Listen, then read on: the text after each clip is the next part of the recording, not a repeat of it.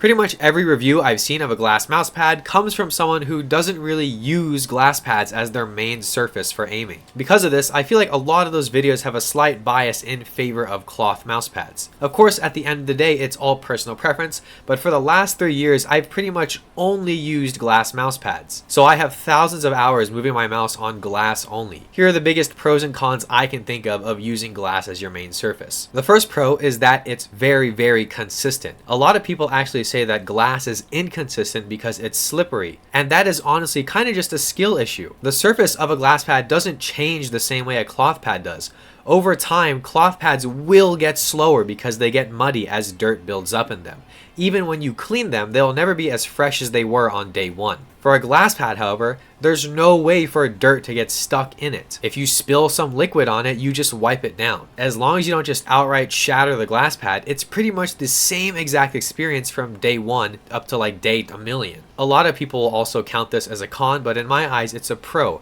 And it's the lack of friction. Making micro adjustments on a glass pad is really nice because there is no resistance when you try to change directions with your mouse. So if you're really into games with a lot of dynamic movement like Marvel Rivals, Overwatch, Apex, stuff like that, where moving your mouse a lot is way more common than something like Valorant or Counter-Strike, it's a huge plus for you. Finally, usually the art on glass pads is way cooler in my opinion. Now here are the cons, which are also kind of pros when you ask me because I'm like a really improvement oriented person. A really common one people will say is that glass is a high learning curve because of how slippery it is, which is true. It takes quite some time to get really used to a glass surface. I know some really good aimers who prefer cloth pads who tried out glass for a few weeks and they simply just could never get used to it. I'm sure if they stuck it out for a few more months, they would have been totally fine, but it's just something they didn't want to put in the time to learn how to get used to. And that kind of goes into my second point.